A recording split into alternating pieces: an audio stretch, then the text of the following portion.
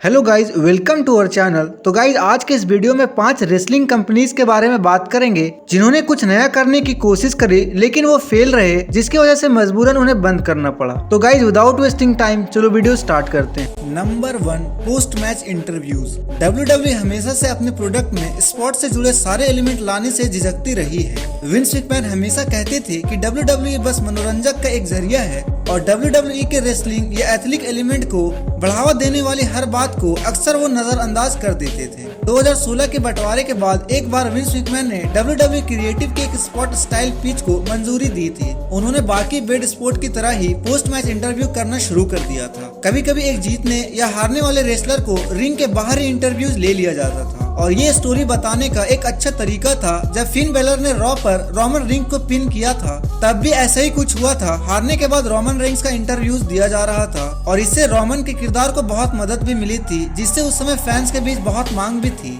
In interviews को जल्द ही बंद कर दिया गया, जो बहुत शर्म की बात है क्योंकि वो बहुत शानदार थे और WWE ने कभी इसकी वजह नहीं बताए कि इस आइडिया को क्यों रोका गया। लेकिन हो सकता है कि मैकमैन इस बात से खुश ना हो जिसके कारण इंटरव्यूज बंद कर दिए गए। गाइस, चलो बात करते हैं number 2, the 2 of 3 Falls era. 2019 में WWE लोगों का ध्यान अपनी तरफ नहीं कर पा रहा था, इसलिए उन्होंने अपने टीवी प्रोडक्ट और अट्रैक्टिव बनाने के लिए कुछ बदलाव किए। एक नया कॉन्सेप्ट जो इस दौरान लाया गया था वो था हर हफ्ते रॉ और स्मैकडाउन पर एक 2 out of 3 Falls मैच। इसको लाने के पीछे एक और कारण ये था कि विंस मैकमैन चाहते थे कि सारे टीवी मैचेस एक ही सेगमेंट पर खत्म हो जाने चाहिए। 2019 में PW इनसाइडर के मैकमैन के सोच पर और रोशनी डालते हुए बताया कि WWE टीवी के लिए विंस मैकमैन का नया फरमान ये है कि सारे मैचेस एक सेगमेंट में खत्म हो जाने चाहिए और 2-3 सेगमेंट तक नहीं चलने चाहिए। ये फरमान पिछले हफ्ते के रॉ में हमें देखने को मिला और इसलिए कुछ मैचेस इतने छोटे थे जैसा कि हमने देखा है। इस नियम से बाहर वो मैचेस है जिसमें एक से ज्यादा फॉल्स होंगे। इसमें एक सेगमेंट में एक फॉल दिखाया जाएगा और इसलिए कॉफी किंगस्टर ने रॉ और स्मैकडाउन पर मल्टीपल फॉल मैचेस में हिस्सा लिया। उन्होंने इस कॉन्सेप्ट को इतना ज्यादा करना शुरू कर दिया कि फैंस इस तरह के मैचेस से परेशान हो गए।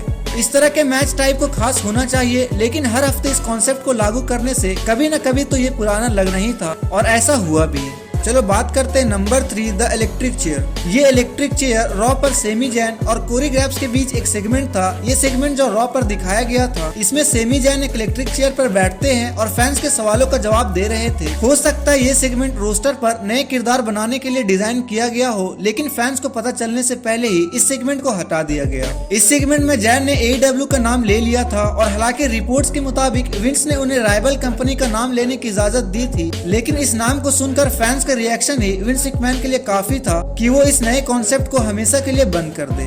चलो बात करते हैं number 4, Tuesday pay per view event. वैसे तो WWE अपने पेपर व्यू इवेंट्स हमेशा संडे के दिन के लिए बुक करते हैं। काफी सालों तक संडे को ही एक रेसलिंग पेपर व्यू के लिए सबसे बेहतरीन दिन माना जाता है, लेकिन हाल ही के सालों में अब ये पेपर व्यू सैटरडे को होने लगे हैं और फैंस भी इस मूव से बहुत खुश है। फैंस को ये पता नहीं होगा कि 90s के दशक की शुरुआत में WWE का मानना था कि ट्यूसडे का दिन ही पेपर व्यू इवेंट्स के लिए सबसे सही दिन हो सकता है। WWE ने टेक्सास पेपर व्यू ट्यूसडे को रखा और इस इवेंट में एक से एक बढ़कर एक मैचेस रखे गए, जिसके मेन इवेंट में हल्क होगन और द अंडरटेकर ने वर्ल्ड टाइटल के लिए मैच किया। WWE के लिए बुरी बात ये थी कि पेपर व्यू पूरी तरह से असफल रहा था। इस पेपर व्यू में ज्यादा टिकट नहीं बिकी थी और कंपनी इस बात से बहुत निराश हो गई थी, जिसके बाद ट्यूसडे वाले दिन पेपर व्यू इवेंट कराने के आगे सभी प्लान्स को खारिज कर दिया गया। चलो बात करते हैं number 5, the TNA ranking system. जब 2010 में हल्क होगन और एरिक बिशॉफ TNA में आए तब उनके लिए आइडियाज में से एक ये भी था कि TNA एक वीकली रैंकिंग सिस्टम बनाएगा। वैसे तो ये अच्छा आइडिया था, लेकिन ये तभी मुमकिन हो पाता